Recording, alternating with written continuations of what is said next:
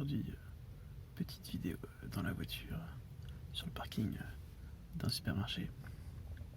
Il y a du soleil, j'arrête pas d'éternuer depuis tout à l'heure, j'ai l'air défoncé. Aujourd'hui donc, une vidéo où je raconte un petit peu ma vie et plus précisément, je vais vous raconter 3 anecdotes d'histoires que j'ai vécues, donc d'histoires rigolotes, donc vécues avec les forces de l'ordre. Donc comme dit, il y en a 3 rigolotes, mais il y en a beaucoup d'autres qui étaient beaucoup moins drôles, mais celle-là, on va pas en parler. On va pas en parler. Alors, première anecdote là, première histoire, que je recommence pour la 3e fois, parce qu'à chaque fois au bout de 2 minutes 30 à peu près de vidéo, il y a un putain d'avion qui passe et qui fait un bruit énorme. Donc je recommence. Alors j'étais donc à la gare de Pontoise. Je balance des noms, hein, j'ai zéro scrupule là. Donc je suis à la gare de Pontoise, je pars bosser. Donc j'ai mon sac avec plein d'armes, j'en ai directement sur moi aussi. Je passe le petit portique, là je descends du train, je traverse le truc, hop, je passe. Et là il y a un mec habillé en SDF, j'étais persuadé que c'était un SDF, hein. Vous la sentez venir la douille, hein, qui arrive en SDF et qui fait ouais toi arrête-toi et tout.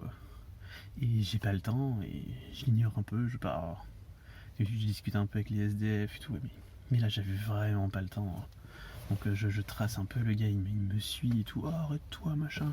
Je me dis laisse-moi tranquille, j'ai pas le temps et tout. Faut que j'arrête de crier. Et au bout d'un moment, le mec il finit par sortir sa plaque. C'est là que j'ai su que la suite ça allait pas très bien se passer. Donc bref, je m'arrête et j'apprends, je comprends en fait très vite que tout autour de moi, il y avait plein de flics en civil et qui commencent à arrêter tout le monde. Et en fait, j'étais au milieu d'un groupe de.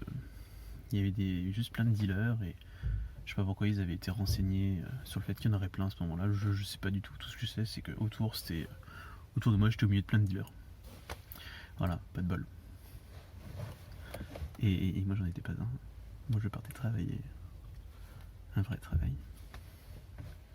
Pas que. Voilà, bref. Et donc le gars il commence à me demander ce que je fais, je lui réponds, il me croit pas. En plus j'étais enrhumé ce jour-là, c'était en plein hiver. J'avais les yeux gonflés, je parlais du nez et tout. J'avais l'air complètement déchiré quoi. Et donc il me demande de vider mes poches pour trouver la drogue, hein, évidemment. Et donc je commence à vider et là tombe sur un couteau. Couteau que j'utilise pour manger, couteau à saucisson, comme tout le monde quoi. Et là le flic il s'arrête, il me regarde, il me fait mais vous savez que vous pouvez tuer avec ça? Et là je le regarde et mon erreur elle était là. Je le regarde et je lui fais mais vous savez que je peux vous tuer avec un stylo bille? Je voulais lui faire comprendre que un couteau il était là, il mimait comme qu'on pouvait planter. Je faisais avec un stylo bille, tu plantes, ça rentre aussi. Bref, le gars il saluait pas trop plus ma réponse. Je me demande pourquoi. Aujourd'hui je comprends. Et il sort le talkie, il appelle ses collègues qui se pointent et il me dit maintenant tu vides tes poches, t'enlèves ta veste et tout. Bref, je commence à vider, ça va pas assez vite selon eux, donc ils commencent à mettre les mains dans mes poches aussi. Dans une des poches, j'avais un sachet de moutarde ouvert, donc il y en avait plein les mains. À un moment donné, je fais tomber un bout de papier sans faire exprès en les vidant. Oh là, il a fait tomber un truc et tout. Bref, les gars, ils étaient ultra chauds. Moi, au final, comme ils ont pas trouvé ce qu'ils voulaient, la drogue. Moi, ils ont pas pu m'arrêter. Les YouTube, ils avaient pas que ça à faire en fait. Ils auraient pu, hein. Mais ils avaient pas que ça à faire, c'est pas ça qu'ils cherchaient. Et ils ont fini par me rendre mes affaires, il neigeait et tout. Et j'ai pu partir travailler et je suis arrivé très en retard. Voilà. Principalement parce que il s'est senti menacé avec l'histoire du stylo. Deuxième histoire. Celle-là, elle se passe à... C'était quand? C'était il y a plus ou moins 7 ans. À plus ou moins 3 ans, hein, on en est là. Bref, on va dire 7 ans. Et donc j'habite vers Strasbourg. Là, et je reçois un courrier convocation au commissariat de Strasbourg. Bref, bon, je suis convoqué, j'y vais. Hein. Je suis pas con non plus. J'arrive sur place et bon, j'arrive à l'accueil, je présente la lettre, ils me font patienter dans un petit truc, je suis reçu dans un bureau après. Et là, le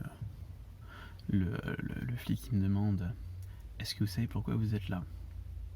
Bon, concrètement, j'avais 1000 raisons d'être là, mais j'avais pas joué au con non plus. Et donc je lui dis bah non, pas vraiment. Le mec il me regarde, il me fait c'est pour votre sœur. Et alors faut savoir que j'ai 4 sœurs officielles au moins. Après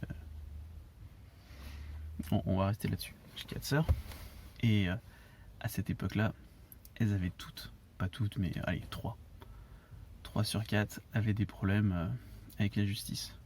Il y en a 2 qui avaient des problèmes, il y en a une qui avait des problèmes mais je savais pas si la police avait eu vent de ses problèmes. Et non, il y en a une qui est clean sur mes 4.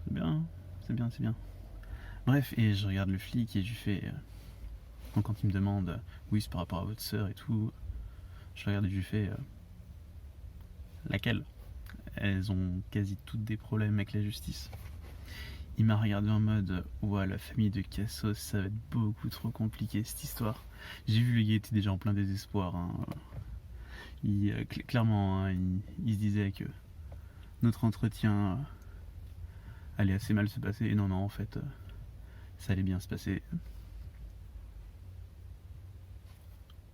Parce que je parle bien.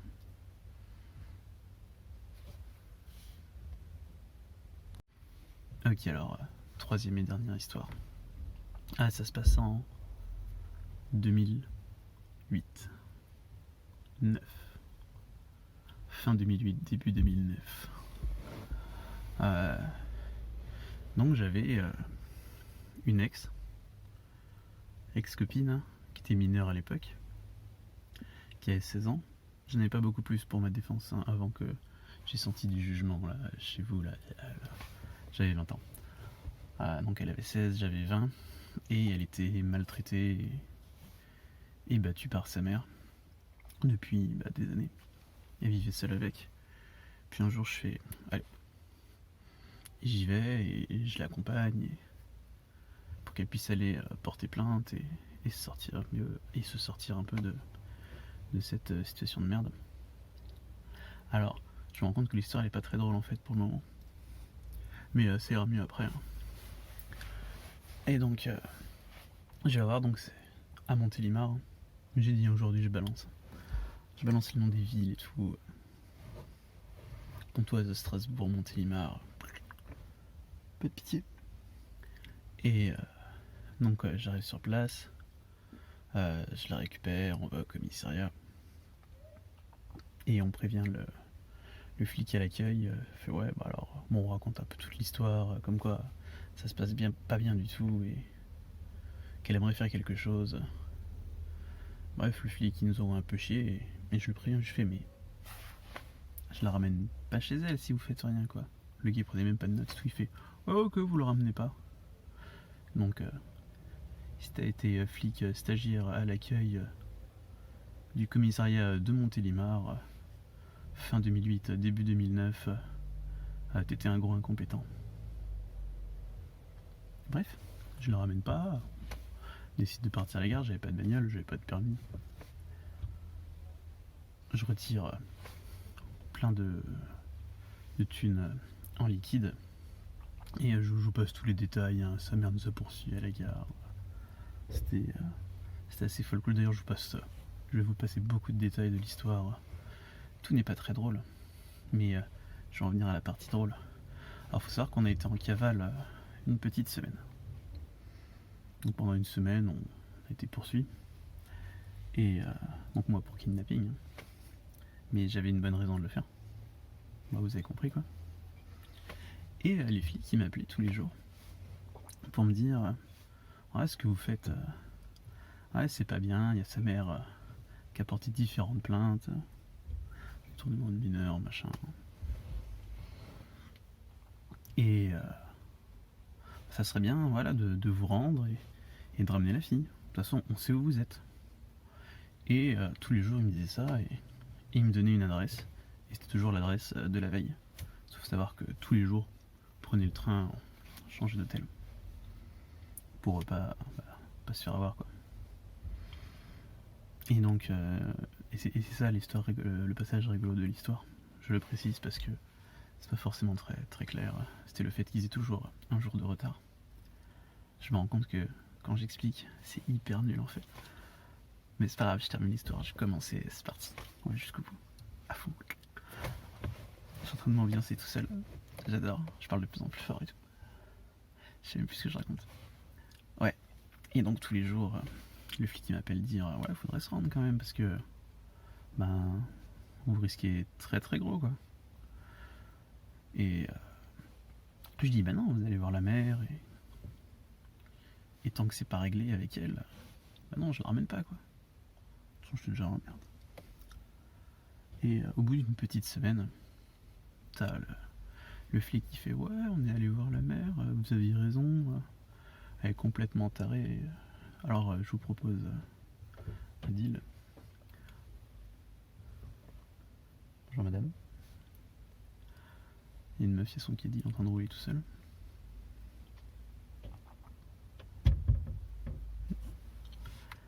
Et donc il dit ouais, si vous la ramenez, il n'y aura pas de poursuite contre vous, on a vu la mère, elle est complètement tarée. Donc vous la ramenez, il n'y a pas de poursuite et on vous promet qu'elle ne reverra pas sa mère avant sa majorité. Mais il faut vous rendre maintenant, sinon vous risquez plein de problèmes quoi. Je veux dire kidnapping. Bref, je me suis rendu. Et l'histoire s'est arrêtée là. Elle a été placée en foyer jusqu'à sa majorité. Je l'ai plus jamais revue et s'est suicidée. Donc c'est ce que j'ai cru. En vrai non, elle va bien mais il y a eu une simulation de son suicide pendant 7 ans. Moi comme je ne vous niquer le moral.